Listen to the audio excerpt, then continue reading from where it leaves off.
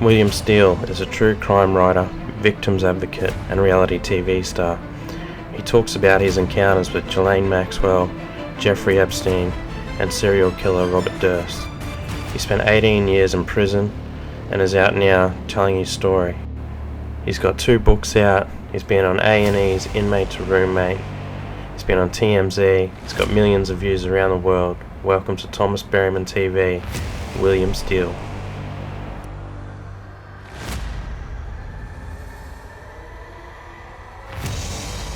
Thanks for coming on. We got William Steele. He's a true crime writer, reality TV star, victims advocate. He's been on TMZ, A&E, and welcome to the show. Thanks for coming. Thank you, Thomas. It's glad to be here. Hello to everybody in Australia. Thank you. And do you mind, just for starting off, people in Australia who might not know you, where you came from, like where'd you grow up, and leading up to, I guess, your time in prison. Yep. Well, I'm from Brooklyn, New York, from New York City. Grew up in a middle-class neighborhood. There was a lot of organized crime, a lot of gangsters, but there was a lot of good people too. So it was mostly Italian and Jewish community. I went to, normal high school, went to college for a while, but my mother was mentally ill. And through my mother's mental illness, I ended up really defending her from a lot of bullies and stuff like that. So it stuck with me all my life to stand up for people that are being bullied or picked on by bullies or, especially the mentally ill women, children. Well, later on in life, I wanted to be a James Bond type guy. I wanted to be the guy who could get in and out of everything, and do anything all for the greater good, all for the society. So I went and I attended a locksmith and alarm school in New York City, Manhattan, and graduated top of my class in just about every aspect of it. Opened a security company, went into real estate from there. But a friend of mine died, and so other friends were using cocaine, and I tried a little coke, and I got on cocaine pretty bad. So I started using my skills in locksmithing and alarms to commit very high end jewelry heists, and I became known as a very prolific jewel and art thief, um, coast to coast, Florida, Las Vegas, California, New York, and everywhere in between. So I stole millions of dollars in jewelry and artwork, and I had connections in Palm Beach County. I had Palm Beach, the town of Palm Beach, where all the mansions are, and in Los Angeles and in New York City in the Diamond District. And so over the years, I ended up trafficking cocaine, kilos, and guns. So I was involved with a lot of illegal activities. One thing led to the other. And I ended up doing some time, and I ended up doing a little over 18 years for nonviolent crimes. And this is the United States. I don't know how it is in Australia, but here, especially in the South, they give ridiculous sentences. They don't have any problem taking your whole life away, taking you away from your kids for nonviolent crimes. And it's pathetic. And what happens is nobody cares until it happens to one of their family members, or to a judge has it happen to one of their kids, struggling with a drug problem. They end up in prison. Now all of a sudden they want some mercy. They want the drug program. But for guys, who don't have all that, they end up going to prison for a long time. And in my case, I even escaped from prison. And when I escaped, it was on America's Most Wanted, not because the escape was spectacular, but because of who I am and my reputation for being able to get in and out of anything. So fast forward about a year and a half ago, I started writing some books. I started taking college courses in prison. I was a law clerk. I worked in the law library helping guys. I worked with the mental health department helping guys preventing suicides in prison. I worked with the medical department helping people get proper medical care in prison.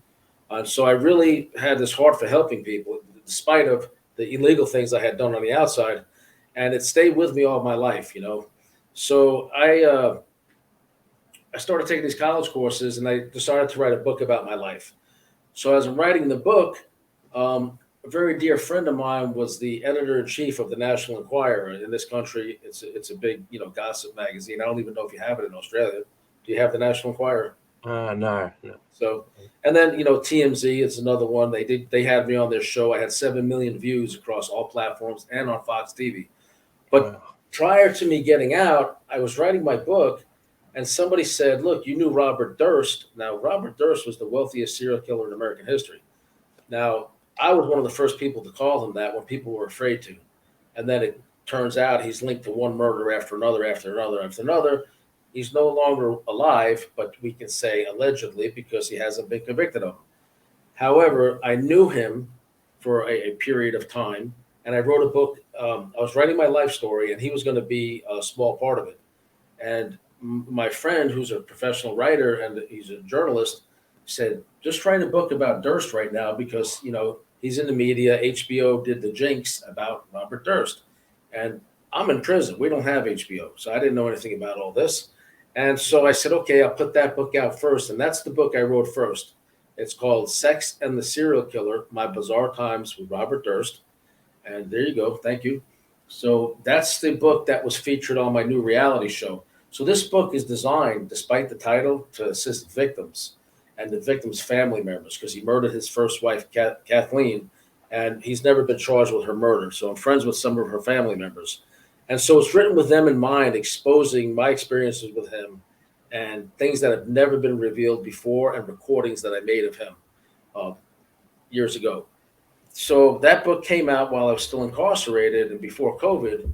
And I was in, I think it was the Sun of London, the Sun Online. I think Daily Mail covered it, the New York Post, and some other local publications. Then Nancy Grace, who we know here as the queen of true crime, she covered it on her podcast, My Book Written in Prison. She actually covered my book, so that was really good. And so now, everybody calls me the king of true crime or true crime king, William Steele. So you can go to my social media. I have social media on a true crime channel, and I have a podcast. And I ask everybody to go there and subscribe. It's called William Steele True Crime on YouTube and across Rumble and all these other platforms. Anyway, I got ahead of myself. So before I got out of prison, my book was already doing, reasonably well. And 3 months before my release, I hear from an acquaintance that A&E Network was putting together a show to profile people coming out of prison in the United States who were not going home to live with family.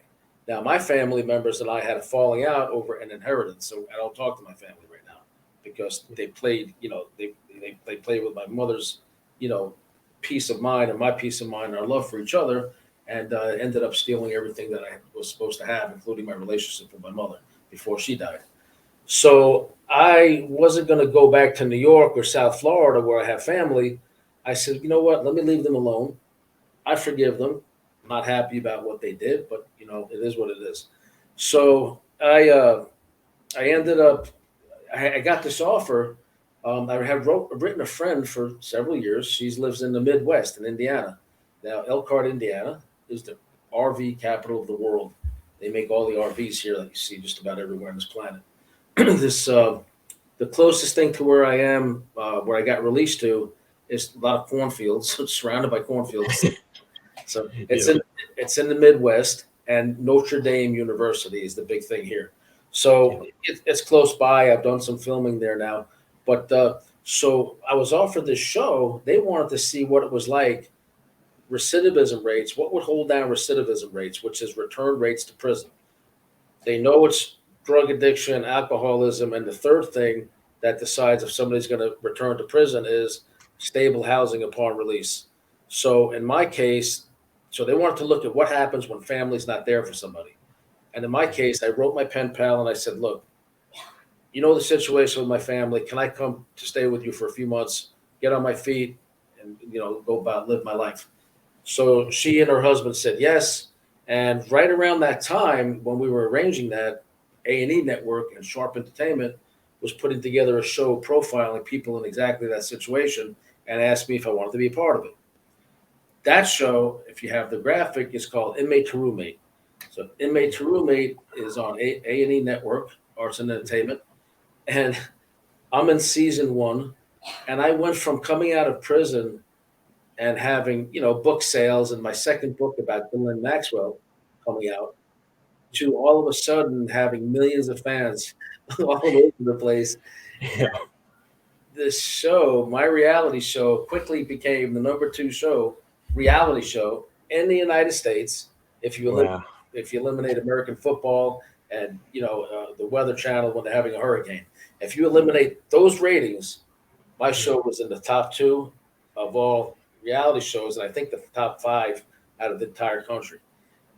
The number 1 character in the whole entire season was me, Bill. Wow. So I went from That's being nice. basically unknown to all of a sudden having a gigantic show. I have Yeah. millions of fans. I have several fan pages, and it's just I'm very grateful. I don't brag on my past. I like to think I'm a different person these days than I was before I went in. So now Yeah. we do crime victim advocacy. We work helping people that are incarcerated that are wrongfully convicted. So if you know somebody wrongfully convicted, reach out. We'll see if we can't help you with some resources at least. Um, Yeah. but so we're doing something positive with my life now. I have a true crime channel. I have the TV show, and it's crazy. I didn't even know much about TikTok until the other day. And somebody said, "You realize you have 10.5 million views on TikTok alone?" Wow. I didn't. I have a TikTok that I rarely use, but Yeah. Inmate to Roommate, and it was Yeah. 10.5, and then like 3 days later, like I think yesterday, 10.7 million views, and I'm like, you got to be kidding me! And Should be everything, getting paid for that. just about 90% of the posts in there are about me. Build this, build Yeah. that, free bill, because the people I was living with were very, very strict 7-day Adventists, Yeah. and I wasn't allowed to eat ice. I wasn't allowed to have ice. Wasn't allowed to eat meat. So they got referred to as the meat police. Um, there was no recycling going on because of COVID. Yet I was required to put things in a certain place in the house, and if I screwed that up, that trash went in front of my bedroom door. They just were so abusive.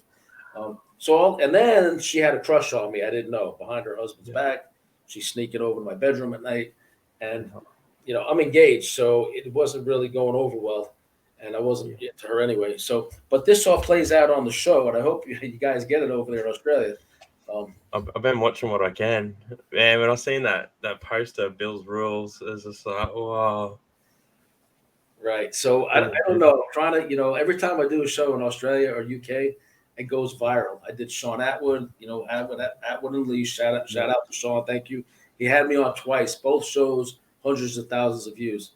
He's a guy like me who got out of prison, turned his life around. He does true crime now, and he tries to help people. So I'm trying to emulate guys like that. And my show has only been a few months, but it's blowing up because of the TV show. So all Yeah. my personal stuff is like really, really starting to catch up. And That's so, awesome. yep. And I know Ignacio Esteban introduced you and me. He said, "Hey," Yeah. he said, "Please do me a favor, do his show. He's a really nice guy." And I said, "Okay, I love Australia. I love the UK." So, Yeah. He's a great guy. I love him. oh, he's been on my show a few times, and every time he does, especially when we put it over on Rumble, they Yeah. love them. They eat it up. I have like a video. I don't have much on Rumble, but I had like 42 views on something. He gets on. I had 8,000 views so, Wow. on one video. So I think that's still going up, still climbing. But That's awesome. yeah, so shout out to him. Yeah, definitely. I was even reading the comments, when you first go to that house and they're showing you the rules. Like one person wrote on there, what was it? If if I was this guy, I'd be hot wiring a car and driving myself back to jail. Right. It's just like, I, I, you I, could tell they were full on. I escaped from prison, so a lot of comments were like, "Man, we're living with these people. Bill's gonna want to escape back into prison." Yeah, that was another one I got here. I Someone have wrote, I have the rules here somewhere. I don't know where they are at the moment. "Wow, But did you get to keep the poster?" oh yeah, I kept that. Everybody wants to buy it. Everybody wants to buy it from me now. I'm going to be Yeah, putting smaller versions of it up, maybe poster size, maybe smaller versions, autographed. If people want to, buy those, I can put that's a them up. great idea. Yeah, I'll get one of them. it's If, pretty much iconic right now in this country, anyway. So if someone wrote, "Damn, I feel bad for Bill. He came out of prison and went to jail." right. Yeah. And how did it just get worse and worse when you were there, or was it? Yeah, it Did got they worse ease and off a worse, little? especially when I told Sean I wasn't interested in her. Yeah. So And how did you get around to writing your book on, Ghislaine Maxwell? oh, okay. So years ago, that's it. So that's available on Amazon or on my website at williamsteeleauthor.com or on Amazon. And that book is about my unfortunate relationship with her years ago and how I met her and some of the things we did, without trying to be too graphic. Um, I was at the Palm Beach mansion several times. I knew Jeffrey Epstein first, and I didn't feel comfortable with some of the things that I thought I was seeing there. Now we know what was going on there. But back then it was masseuses coming and going. It was, um, you know, young girls. It was always women, out by the pool, topless or naked, sunbathing, usually topless, or running in and out of the house. And, many times, like, I had sex with her and I had threesomes with her, but it was always with adults. It was always with adults.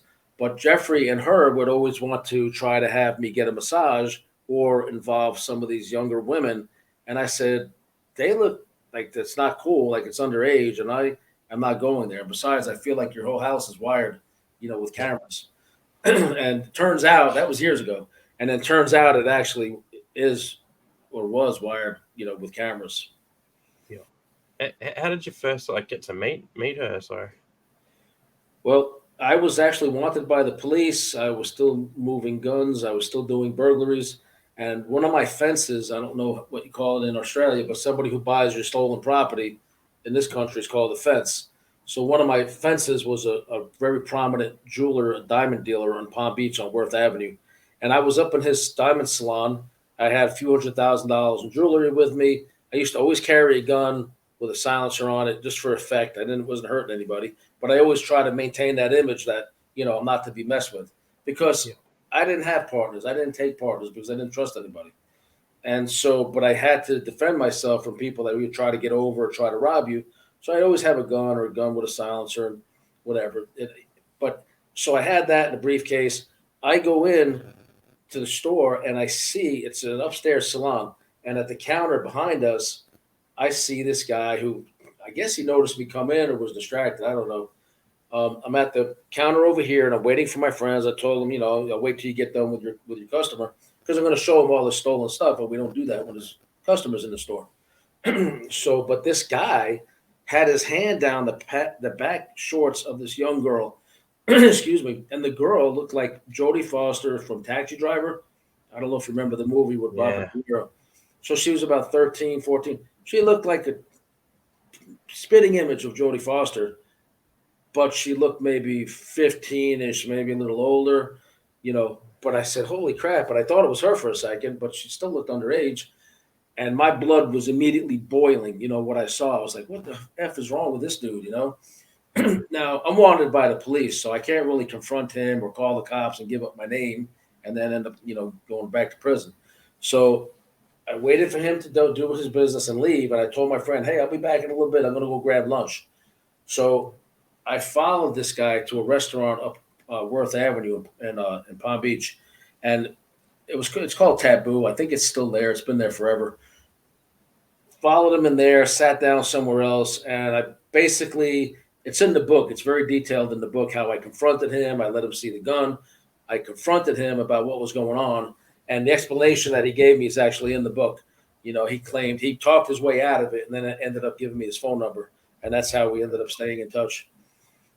And through him, ultimately at the house, I would bring cocaine over occasionally, but he would like to buy jewelry for his employees and for his girls and all that. And I didn't tell him necessarily what I was doing. I think he caught on eventually.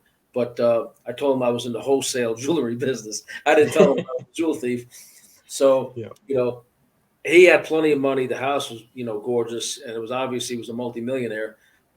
I didn't know how dangerous he was until, a few years later. And he demonstrated how dangerous he was. Wow. And did you see a lot of like celebrities coming in and out of that house?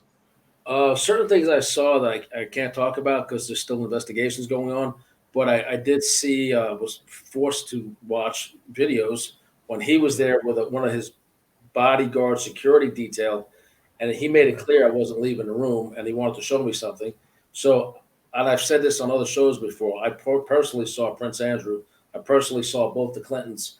I personally saw several other people in like a montage of videos, And when he had Prince Andrew up on the screen, it was with more than one girl who was clearly underage. It was several girls.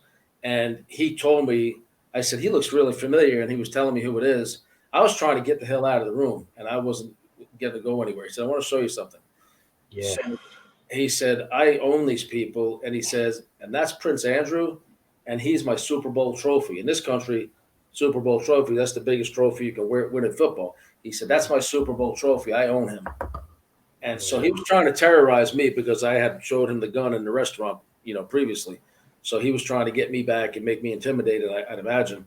But this was after I wouldn't succumb to, him putting all these different girls, in my path. I guess he felt like he just needed to prove who he was. And, so there's probably video out there with me and Ghislaine and the adult women, but I'm not concerned about anybody being a minor at all. So. Yeah, that's pretty scary. The Clintons wouldn't be people to mess with there either. No, it seems like everybody that comes against them or says what they know ends up dead. So there's evidence that potential evidence that I removed from that Palm Beach mansion towards the very end, and that went to 2 different branches of law enforcement. I don't know what became of it. I do know that's been suppressed for a long time, and my last encounter with her was not consensual because I was restrained and I was being threatened, and she wanted Epstein dead. And she was in tears. She was crying. She said that Jeffrey's going to be the death of her. This is from Ghislaine's own mouth. So I knew I needed to get the hell out of there. So I told her anything she wanted to hear just to get the hell out of that house. And when she let her guard down and, one of the actually security people, I think, realized what was going on. And he let me leave there with certain things that made their way to law enforcement. Wow. I'm surprised she's stayed alive this long. I wouldn't want to be her because she's I guess 60 years old now. She's got 20 years to go. My speculation is she cuts a deal, witness protection. She ends up living in your country or New Zealand somewhere under a different name. Yeah. Everybody will still recognize her, but maybe they won't kill her over there, But here or here or UK, they have dirt on so many powerful people. It's just incredible. Or even in the prison too. Like the cameras aren't working that day again. Yeah, Netflix just came out with a brand new show about her. It's going to start airing on the 25th, and then Channel 4. I think it's a station in London or England. They're doing another special about her that they wanted to include me in, but because of conflicts with my schedule here, we never really got my interview into that show. But I've been on several other shows.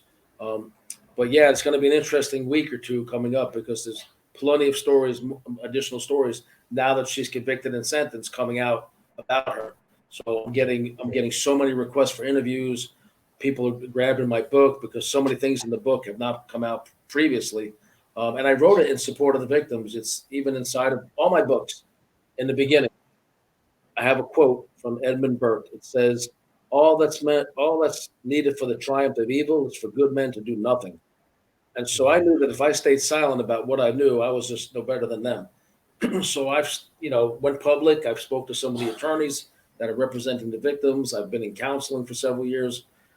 And, it is what it is. But I have nothing but support and admiration for the victims that came forward against these powerful people. Yeah, definitely. It's a big thing to do, especially with how much power and influence that these people have and what they can do and what they're capable of. Right. I'm glad you've done it. It's interesting, and it's a shame because certain platforms, they don't want to let you tell these stories fully. If you call somebody, that the word, the things that they're doing, that word, they want to remove you or censor you, well, what's more important than protecting our kids and our mentally ill, and women in our society? Because if you don't, you're just a piece of crap, like the people that are abusing them. So why would these, corporations try to censor if you're specific about what you saw, what factual things? They just try to control the narrative, probably because them or some of their buddies are involved in the same things. Yeah, trying to protect their own. Right. And it's a dangerous thing, but I do recognize that keeping a spotlight on myself through my other TV show on A&E Network and everything I'm doing is a really good sanitizer, keeping the light on it, I track all my own movements. I don't have to worry about the government doing it. I track my own movements. I have cameras on me 24/7 just to make sure, and most people around me or even in my orbit know that. And it's because so many people connected that have said anything against the Clintons have ended up dead.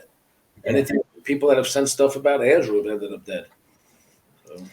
That was going to be my next thing I asked you. Yeah, are you afraid? Like that's what you've been saying. And I mean, I spent 18 years in prison for nonviolent crimes. I've seen it all. I don't live with fear because I am a Christian and I believe that fear is from the devil, and I'm supposed to, be cautious. I think the scripture says something like, wise as a serpent, gentle as a lamb, and don't be anxious for anything. Of course, I have normal concerns as a human being, but I know if something happens, I'm going to a better place, and I've come forward doing the right thing, and I have peace in that. Wow, what was the biggest, I guess, shock or change for you when you got out of prison, like coming out into the world? It still is. These things. I've always wondered about that. Yeah. These things, they didn't exist when I went in. So now I have to use it every day. So let me see. So the internet, smartphones, social media. Now here's I'm holding that up, right? So that's my true crime channel. If everybody wants to subscribe, I'd appreciate it. It's called William Steele True Crime up here. That's on YouTube. And I have pinned to the top Inmate to Roommate trailer for my TV show on A&E. And you'll see here a lot of my interviews I've been doing. Wow. Yeah. So there's way more than that. I don't even know how to use it properly. But I'm also on Rumble. Subscribe to Rumble. Everybody sign up for Rumble. It's a growing platform. They're letting you say what you need to say without worrying about getting shut down. So I encourage everybody to get over on Rumble as well.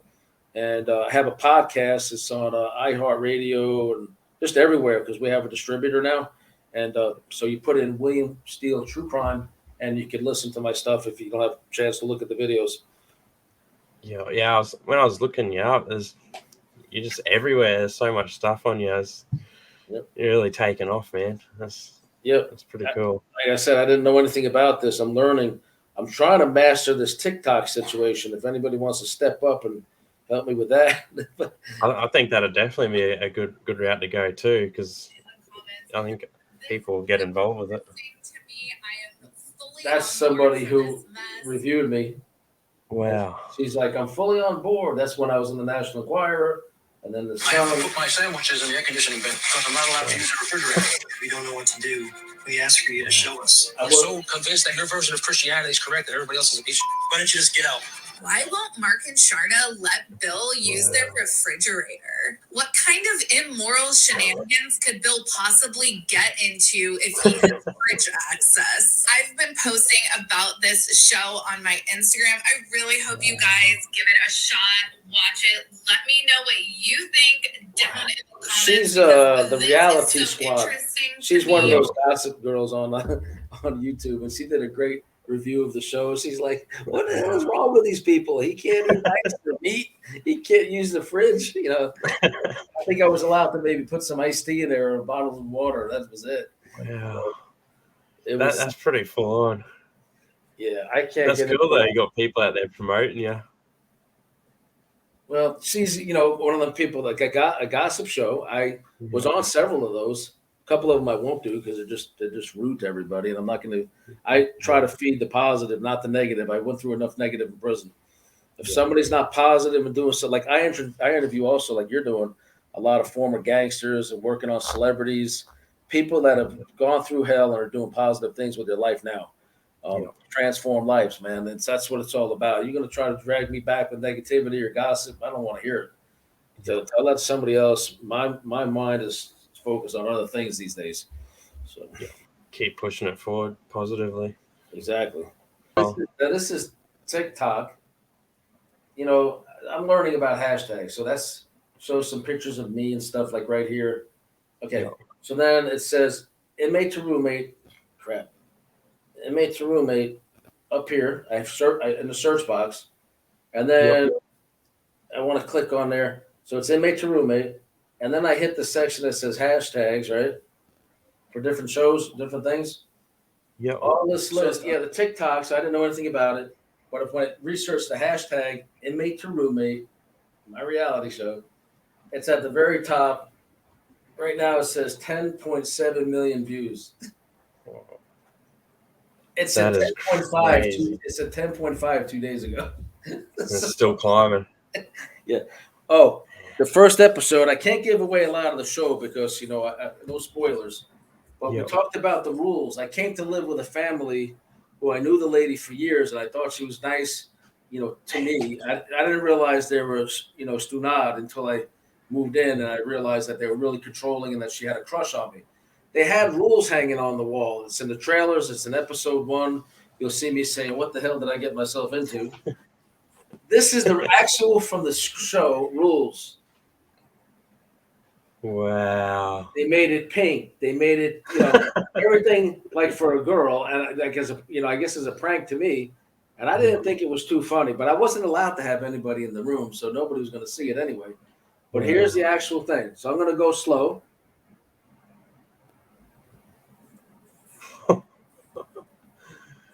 Oh no. So that thing just keeps on going and going and going. And so, Oh man. we call that the 67 commandments. They had, and then it's got addendums, more rules, like Wow. like I'm from New York City, so my New York sarcasm, my New York humor was sinful. I wasn't allowed to crack any jokes in the house, even if they were just completely harmless, because I don't attack people. I attack the circumstances. I make fun of circumstances. Yeah. So everybody's like, "Man, Bill, you're so funny. We need more of Bill." So now the network is thrilled because the show has such high ratings. And then I was offered 4 movie roles right after the ratings hit. All of a sudden, people are giving me movie offers. So that's pretty cool. Yeah, that's awesome. You definitely got to do that. Yeah, I never aspired to be an actor or anything like that. I mean, I did go to like a modeling and acting school when I was like 12 or 13. I did some minor stuff back in the day, but now it's, I'm in my 50s and I'm getting offered movie roles. It's like, really? Yeah. I can pull it off. I'll do it. What the hell? Definitely, yeah. You got a good charisma, man, and I reckon you'd kill it. I appreciate it. It's very humbling. I tell my stories, and some people say, "Oh, you're full of crap. You're never going to change." Well, guess what? You're talking about me, Bill, from 20 years ago, 18, 20 years ago. It's not the person I am today. Back then I did a lot of stuff. I stole a lot. I'm not proud of it. I feel bad, but I'm doing what I can to make it right now. I'm putting out videos of how to prevent, burglary, home invasion. We're having crime victims come on to talk about unsolved homicides. The loved one was killed. The police aren't doing their job. Maybe, we're trying to have the investigators come on, explain status of the different cases, missing person cases. So we're going to be covering a lot of stuff on my channel beyond the things that are already on there. A lot of what I have on there is about Ghislaine Maxwell and Robert Durst. But we're got away from that for a little bit, but now we're coming back because there's so many shows coming out about her right now. And some of the material from my book has been, utilized in various, other shows. Wow, and definitely two big cases too to be connected to. Like that's awesome. Like you can give more insight to. Exactly. So I'm sure there's other people that knew both of them also, but where are they? They're hiding. Yeah. They're hiding because they're embarrassed of those associations.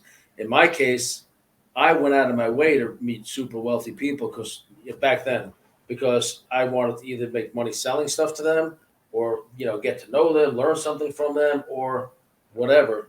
I didn't have the best intentions when I met these people, because when I met Jeffrey Epstein, me coming from New York, and I really wasn't into killing people, but I never came so close, I think, to really trying to track him down that day when I saw that. And but like I said, I was wanted by the police. There wasn't much I can do with that initial day. So that's what I'm asking. How did you escape from jail? Nothing fancy. I did it many times before. Yeah. I was low custody, nonviolent offender, and we were trusted to work out in the community. And so I had an opening, and I took it. I had a death in the family. Some other stuff was going on. But the reason that they put me on, they profiled on me at the America's Most Wanted website and so much news coverage at the time was because of my skills. The detective said, well, you might not think it's a big deal, but this guy is, locksmith and alarm technician. And if he goes back to doing what he's doing and you live on the water or a golf course or a gated community, your stuff's not safe because he will get in. So, Wow. They took it serious because of my skills. After that, I'm not proud of it. After that, they put me in a Supermax for 4 years. So Wow. yeah, everywhere I went, I would be, the black box, cuffs, black box, waist chain, leg irons, where your legs are chained together. And usually, if I went outside the facility, like to go to a hospital visit, they would take 2 officers. In my case, they would take 6 to 8 officers, and I had an electric belt on me. They put an electric belt under your clothes, and they have a remote control. So if they want to give you, I guess it's 100,000 volts, they just hit the button. And I wasn't a violent offender, and I wasn't acting out in any way, but it's a way to keep you intimidated from acting out. And I was like, man, why are you putting that on me? Because you could have some jerk officer. Yeah. He could lie and say anything, and then it hit you with that electricity when you're out at the hospital, or in a hallway, walking down a hallway. But so I went through 4 years of Supermax. Almost all that time was in solitary. 2 years in Florida, 2 years in Virginia. You're only out of your cell an hour a day. All that period, I stayed busy mentally. I just stayed reading books, writing, working on my manuscript, screenplays, reading my Bible. I stayed positive, man. And I was always trying to help people sign up for programs, trying to help people go to, religious services, trying to help people know what's available as far as trades, helping guys. I was a tutor for GED, which, if they didn't graduate high school, I would help them to try to get their equivalency diploma. So I did a lot of things to help other people. All that just kept me busy, kept me really busy, kept my mind occupied. Otherwise, I probably would have lost my mind in there. Definitely. You've done a good job, like helping people. And even with you saying before, you can teach people about preventing getting broken into and stuff's cool as well. Yeah, if you look on my YouTube channel, that's William Steele True Crime on YouTube. There's a series of videos that they're on the side. They're called Misadventures of a Super Thief, right? And they're about 5-minute clips that I did. I retold the story for the purpose of teaching people don't do what I did, because in this case I almost got killed, or in this case I almost got caught, or in this case I almost got hurt real bad. In this case I did get hurt real bad. So it's not all like you're stealing and you take the gloves off and smoke a cigar and everything's good. There's a lot of drama. There's a lot of chance of getting hurt. There's a lot of chance of getting killed. So I did a series of cautionary tales, and I also have several more books coming out. One is about criminal justice reform. Another one is a guide that prisoners and their families can obtain. Prison law libraries. It's to help prisoners navigate, the grievance procedure, getting medical care, working with inmates if they're actually innocent, what they should do, what steps they should take to obtain a lawyer or involve an innocence project.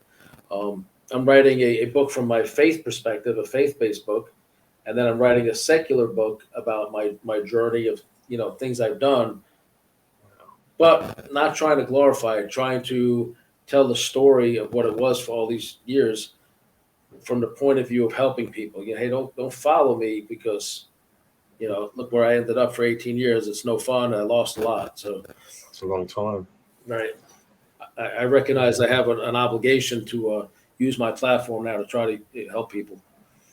Yeah, man. I definitely want to see a movie about your life one day. That'd be awesome. We were working on a drama series with Bettina Zilowa. She was an A-list screenwriter in California before I was released, and she got nominated for a movie called Bessie with Queen Latifah, and she did a bunch of stuff. I believe it was with Disney and then Warner Brothers. And she's very, very well-known screenwriter, college professor. She was doing it, putting together the screenplay. She was going to pitch it to the 2 different networks. She passed away from cancer right in the middle of my screenplay. So we pretty much have it finished, but I'm still trying to. I have good access now to A&E executives, for my TV show, but maybe they'll do it. Who knows? It would be nice if they would, but they've already done a lot for me, and I'm very grateful for the opportunity to be on Inmate to Roommate. Yeah, definitely. Do you reckon you could have escaped from prison, like the Supermax, if you wanted to? I don't think I'd want to try. It's a lot of- Yeah. I was wondering. Yeah, I've thought that through a few times, but it's tough. Yeah. It's definitely doable. Yeah. I was the guy, like, if we were on transport, I would always have something with me, and I'd be able to, like, open all the locks, my handcuffs, take the Yeah. next guy out of all the restraints. Before we get to our next destination, lock myself back up and Yeah. come up there. Like, but it was a pretty stupid thing to do because every time you open one of those locks, you could get hit with another escape charge. So Yeah. I just was, I guess, keeping my skills sharp. But then they have guys like even, like me, which they could have used, is when they put the cuffs, the waist chain, and the black box, so you can't move your wrist that good. You can still move them, but it's hard. You first have to get the chain lock off. There's a padlock on your waist. You have to open that, get that chain out of the black box, remove the black box, and then open the cuffs. Yeah. Well, there's another device they can use if they think you're doing all that, and it's leather mittens with no fingers. Wow. They just put your thing in there, and they come up to about here, so the cuffs are down here, and now you have no use of your fingers while you're on the bus. So thank God they never used that on me, but they used just about everything else. Damn, that would have been pretty stressful. Yeah, pretty much. Like, claustrophobic type stressful. Yeah. When you're doing a lot of reading in there, what was your favorite books? Did anything really stand out that you loved? Actually, my favorite was the Bible. I'm not a Bible thumper, but I learned a lot. I learned spiritually, what's going on around us, and there's bigger meaning to everything. But aside from that, I'd say I actually like true crime because I was going to be writing true crime. And I was learning a lot about formatting and how to tell a story. Now, my style of writing is what real writers call stream of consciousness. I wrote my books like as I'm telling you a story. But what I've learned from the pros is never started from the beginning, like my childhood, blah, blah, blah. Don't do it chronologically. The suggestions I have, which I'm starting to learn to use, even in my shows, like a movie trailer. You start your first chapter with an exciting story from the middle of your life, and that's what starts the book. Yeah. And then when people are like, whoa, that's great, then in the next chapter you say, I was born in Brooklyn, New York.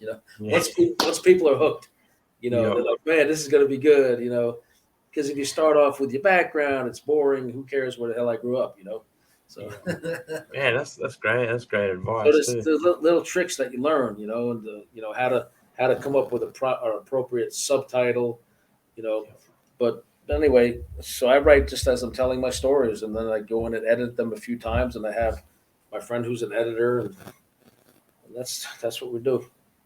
Wow. And so you're working on all those books now. What do you got? So, like for the next 12 months, you're going to be pretty busy. What's the biggest project you got going on? Probably one of these movies, but also this is going to be a live show on Fridays, probably 4 hours on every Friday. Call in.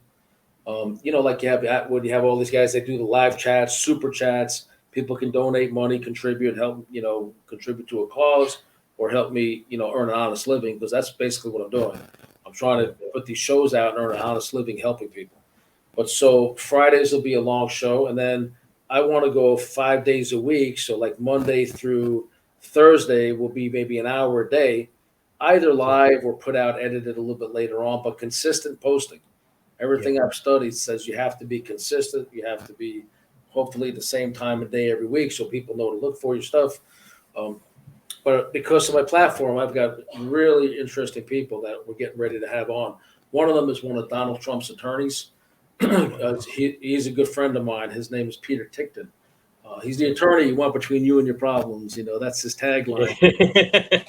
That's pretty cool. We love Peter. He's from Canada and South Florida. He's a gentleman.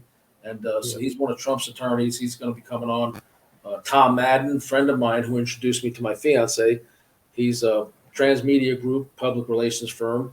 And he was vice president of NBC TV in New York years ago. So Tom's on one of my shows. And Gary Greenberg, he co-wrote my first book with me. And he works for the National Enquirer still. And Cyril DePaggio, he did Time. Now he makes movies. And he just put out a movie called Mob King. Mobking. I've seen the trailer for that. I've Yep. seen a lot of people sharing it. Yep. He's only let me and I think 4 other people at the same time view the entire movie and do a video review of it, which is on my channel, William Steele True Crime on YouTube. You'll see the review of Mob King. So he literally sent me like this copy that nobody has ever seen yet, because of course he's selling the movie, putting it out there, so nobody's allowed to see that. But it's the kind of movie that left you want more, and it was really good. I'm not just saying that because I got to know him. It's a phenomenal movie. Yeah, that's awesome. That's pretty awesome that you got early access to it. Yes. I want to review true crime books too, by the way. Yeah. If you have other guests watching the show, or guests that want to get something going, or the actors like the actors you've had on, by all means have them. I think probably contacting me on Facebook Messenger is probably the easiest for me. Yeah, definitely. I'm on Facebook. I have fan pages, but my own personal one is William Steele, and you'll see reality star William Steele. But I respond to almost everybody, unless they're being stupid. Yeah, definitely. I think some of the people I've had on would be great for your show, man. That'd be awesome. They can message me if they're watching. If you have a project, especially people who come out of a criminal lifestyle. Also, shout out to everybody in Australia who might want to have me as a guest. I love being on Australian shows because it really puts the word out about Maxwell and her victims, and some of them are living over there. I believe one of them is, and I shout out to them and for standing up to these people. I appreciate it. Everybody appreciates it. Yeah, definitely. It's good to shine a spotlight on it and try and get some justice for people. Yeah, because it's far from over. You wait to see what happens next, and I'm not going to go into it, but you're going to see some more things coming up soon. Yeah, no, definitely. I can't wait to see what you roll out. What advice would you give, like life advice would you give to someone? Me? Yeah. I don't know, man. Seize the day, carpe diem. It's a Latin term, but take the best advantage of every day, because we're not guaranteed another second. The Bible talks about life being but a vapor. In other words, it's gone that quick. How many people do we know that we lost that you thought would be there forever? And you're like, man, what just happened? I didn't say what I really wanted to say to that person, or, I didn't tell them I love them enough. Love the people around you. Let them know it routinely, and don't just say it. Show some action. I just say, man, appreciate life for all it is, because you're not guaranteed that the next breath. So I squandered a lot of years, and I just want to. There's no way to get them back, but I could only do better going forward, and I can only use my experiences to help people. And I hope people follow what I'm doing and give me some support, because 18 years, I'm behind the curve, big time, technology, financially. So I'm trying to regain some traction here. Yeah, you definitely come out like running, man. I think you're going to do really well. I appreciate it, Thomas. Thank you very much. And if you know any other shows you want to recommend, I'm more than happy to do them, and I'll try to send some of my guests your way if you want some other people on your shows. Yeah, for sure. That'll work out perfect. Yep. Definitely help you as much as I can, man. I love talking to you as well. What part of Australia are you actually in? Western Australia, in a little town, Port Hedland. Okay. How did you end up meeting Ignacio? I did an interview with Larry Muzzer. Oh, okay. He used to be a soldier in the Colombo crime family. Right. And then I think he's seen that, and then he reached out to me if I wanted to do one with him, and I was like, looked him up, and I was like, yeah, for sure. Right. And we just got talking, and we keep in contact and talk all the time. Yeah, he's a good show. Make sure when you do his shows, you always put him up on Rumble also, because Rumble really does help. Yeah, he's been telling me to go to Rumble, so I've been looking at it and starting to put stuff on there. I'm still trying to work out how to use it properly. It used to be like, a few months ago, we'd put something on YouTube, and you had I don't do it. My fiance, God bless her, Mary, she helps me with all this. And poor girl, I'm driving her crazy, because I just want to do shows. I want to talk. I want to tell stories. I want to help people. But the technology has to be understood, and I don't know it. The editing has to be done, and I don't know how to do it. I'm learning. Yeah. So it was very tedious to put it onto Rumble.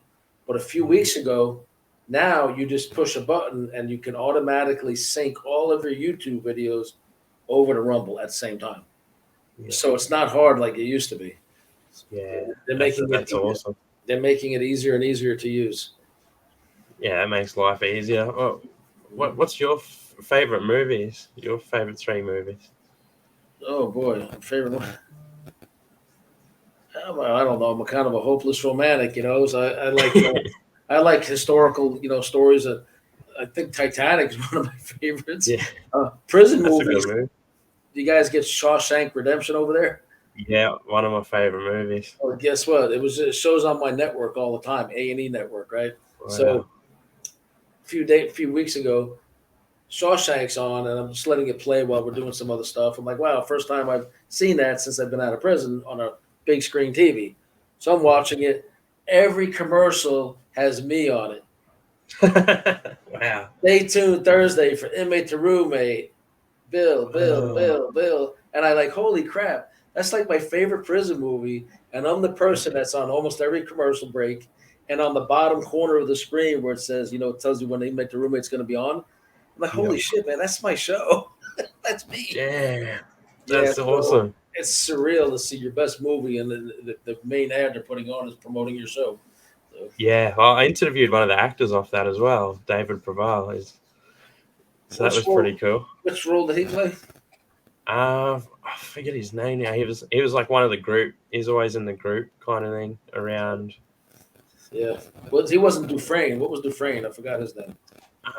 Is that Robbins? Yeah, something like Andy Robbins or something. Yeah. No, his name was Andy in the show. I forget right now. Yeah. But yeah, that's a good movie. That's pretty. The way he did his time, even though in the movie he's innocent, I was guilty, but I did my time like he did. Yeah. I was always in the library. I was always helping people. I was always very mellow. I always tried to get along with everybody.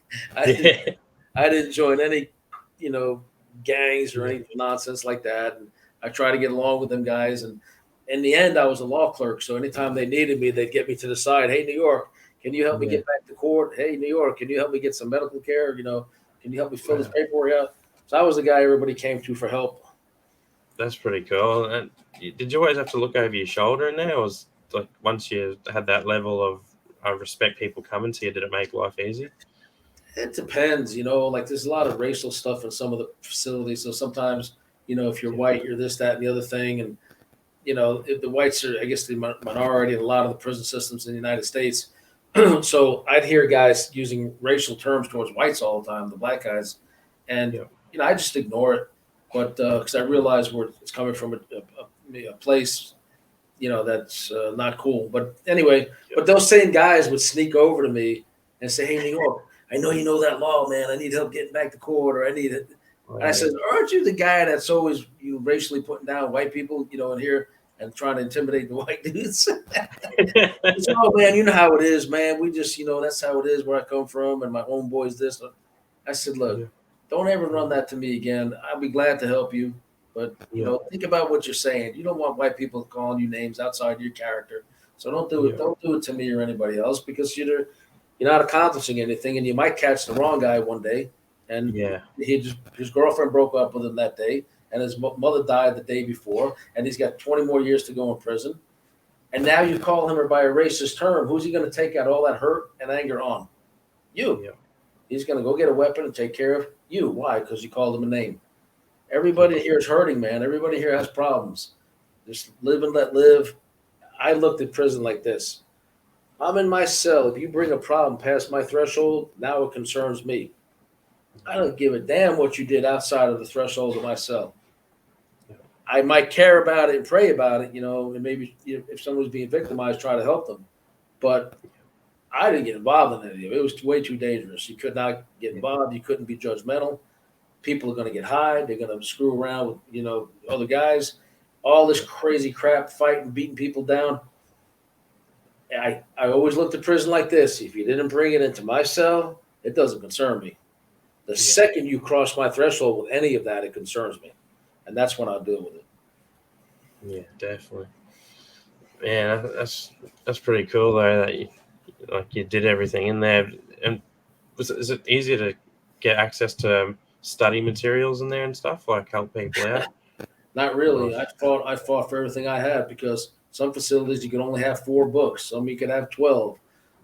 I had a lot of legal work, so I had 18 bags, gigantic net bags full of legal work and legal books. Wow. And everywhere I went, oh, that's a fire hazard. You need to get rid of that. But then they knew I was good at writing grievances and lawsuits, so they would usually leave me alone, or they would help, me put it in storage somewhere because you couldn't have a lot of paperwork in your cell, which I understand, fire hazard.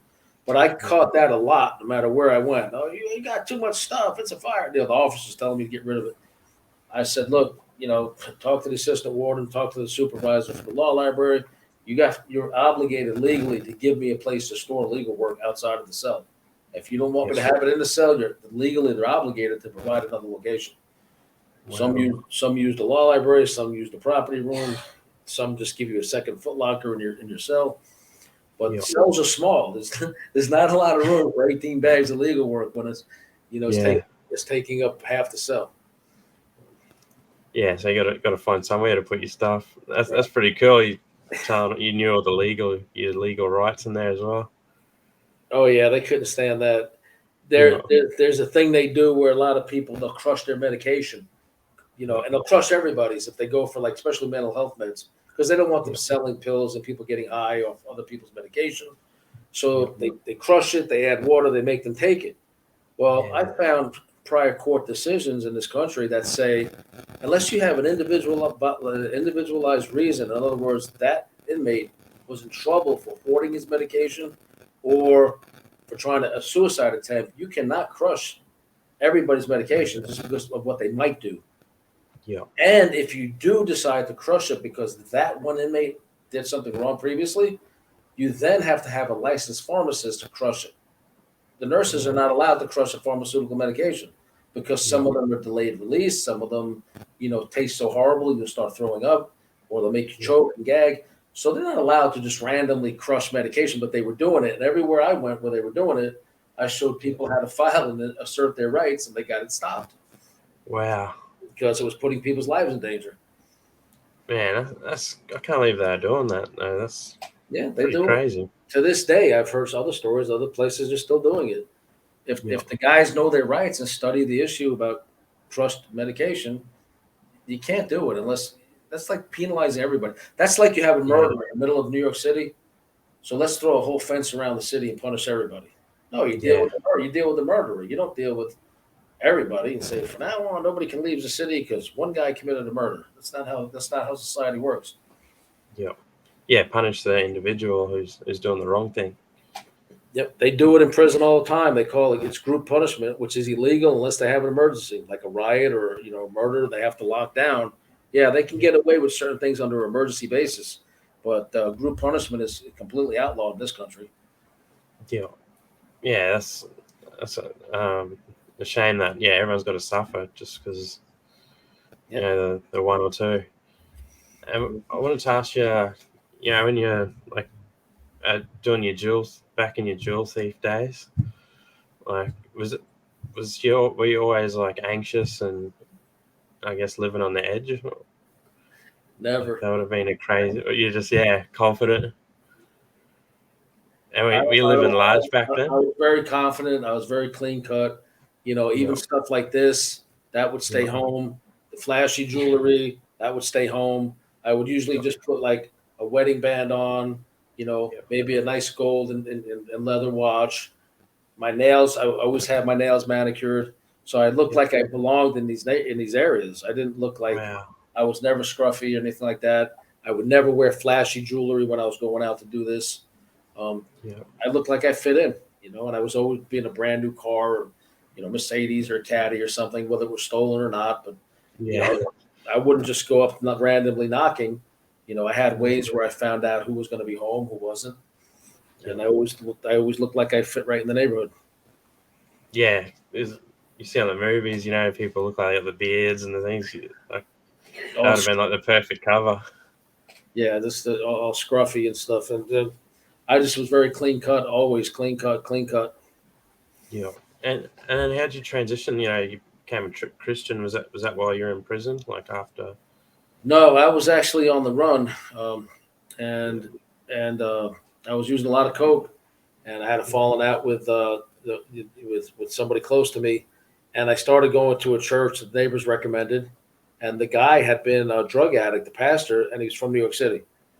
So this pastor, he talked to me about Christ and everything, and I became a Christian then, but I didn't get my shit together then. It still took several years of me screwing up to make realize that what it means and that it's time for a change. So Yeah. I'm glad you changed your ways, man. You're doing something positive now. yeah, You got a really good story. It's I was definitely going to be a movie. I was in prison 18 years, but I heard you're living in a penal colony. Yeah, I think everybody in your country is like descendants of British prisoners. convicts. Yeah, pretty much. Yeah, Oh man. yeah, yeah. That's crazy. Didn't even think about that. Have you ever been out this way or? No, I'd love to go though. I would certainly like Yeah, to go. yeah, definitely. Be cool to do like a tour around. Yeah, definitely. I go out there for some book signings and some interviews. And Sean Atwood invited me to go to London to speak and be on his shows and everything. And I have other connections in London. So if I can get permission, because sometimes when you have a felony conviction, you have to go through certain other hoops to be able to travel. And in my case, it's for productive things. It's to help people. So I don't anticipate having much of a problem, but I have to wait for the right time. Yeah, definitely. If anybody over there doesn't have A&E TV or subscribe, it's streaming. It's got an app or channel. You can go. They released the unlocked episodes of my show, Inmate to Roommate, by going to play.aetv.com. Play.aetv.com, and then click on shows, and you'll see Inmate to Roommate. And like there's 10 episodes, and I think they have over half of them unlocked right now that you can watch for free. The best character on there is Bill. Oh man, it's just insane. I have Google alerts set up, and the phone just blows up all day long. Wow. How do you keep up with everything that you're doing? It's like, I hardly sleep. yeah, I was gonna say, man, like I love it. I'm a passionate, driven person from New York City, so in my book, everything needs to be done like this, done yesterday, 5 things at the same time, and we're in the process of transitioning, but things are going to get going a lot smoother here real soon. Yeah, definitely. I've always wanted to go to New York too. That'd be pretty cool. Should go. We're planning a trip at the same time, and I can show you around. I need to go up there and film some stuff too, and see some sites. So, yeah, you can give me the tour. That'd be awesome. Yeah, we have a guy I interview that's still up there. He's former Colombo associate enforcer, Anthony Riamonde. He wrote "When the Bullet Hits the Bone." Have you interviewed him? No. I can get him on your show. I can make the introduction for you if you want. But he just had heart surgery and hand surgery last week. And then there's people that doubt his credibility. Well, my fiance is a forensic accountant, and she's a civilian fraud examiner. And she looked into all his genealogy and found out what he's saying is the truth. So other guys say, oh, he's not truthful. No, we looked. It's just that he's never been public, and he's almost 70 years old. So these young guys that have these shows in their 30s and 40s, they know nothing about the old school mob. Nothing. Yeah. So I've seen what he looks like. He doesn't. I thought he looked a lot younger than that. I just got his book in the mail a couple of days ago. It's right here on the counter next to me. Yeah. I'm definitely going to order one of yours, and I'll have a look at his as well. Absolutely. Yeah. Order it when you read it and you wanted to have some more questions, another show. I'll be glad to come on again. Yeah, that'd be awesome. Definitely have to do a part 2. Absolutely. Yep, no problem. And let me know about any shows out there that are good in the true crime space or the crime victim advocacy space, or anything to do with covering, like big time covering of Andrew and Maxwell and that story. Yeah. So I'll go on all those shows. I'll have attorneys on my show, or I'll be a guest, or I'll be the interviewer if people want to come on. Yeah, definitely. That'd be great. I'll definitely have a look and be able to try and, set something up. Appreciate it. Thomas, let's ask your fans if they'd go to my stuff and subscribe to William Steele True Crime on all platforms, especially on my YouTube channel. And check out Inmate to Roommate on A&E. You'll see me as Bill on that show. And I thank you. Check out my books. One about Ghislaine Maxwell, the other one about Robert Durst on Amazon and on WilliamSteeleAuthor.com. You can contact me as well. There's many different ways on my various pages. And if you want to be interviewed or you have a good story to tell, or if you're a true crime author, I'd like to start interviewing some true crime authors also. Yeah, definitely. Everyone go check out William Steele. He's a great guy. And I'll have every link that's associated with you in the description too, so everyone can find everything. And definitely worth checking out. All right. Thomas Berryman TV. For all my fans, please go to his YouTube, especially. Anything else you want him to go to? You have Rumble up yet or not yet? Yeah, I got Rumble up now. Yeah. Okay, so go to Thomas Berryman on Rumble and all across social media, YouTube. Please subscribe if you're a fan of mine.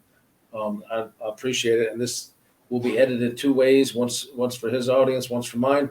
And check his stuff out. He's a growing show out of Australia, and he supports Americans trying to do the right thing, and of course Australians too, I guess. Yeah, definitely. I appreciate it, man.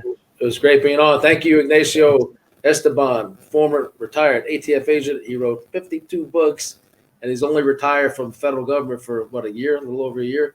Yeah. He's becoming a phenomenal guest, and I like to say friend. So thank you for introducing us. Yeah, shout out to Ignacio. He's a great guy. And that's right. Thanks for hooking us up. Yeah, thank you. And again, just because I did time, doesn't mean I have ill will towards law enforcement. I'm a big law enforcement supporter, especially for, federal law enforcement and people that are not doing the wrong thing.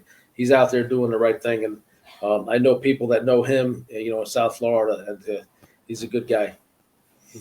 Yeah, definitely. Definitely get that vibe off him, and he's just great to talk to as well. Yep. All right, everybody, please check out the book. You're going to love it. And it's an eye-opener. Wait till you read about things she did to me and to other people and what she requested that have really not been widely disclosed yet. Yeah, definitely get them involved with all that. All my followers, get the book. Look up William Steele on all platforms. All of his links are going to be available. Support him. He's got a great message for everyone. Positive guy. And he's got an awesome story to tell. That's right. Hey, thanks again, Thomas. We'll see you around. See you next time. Thanks.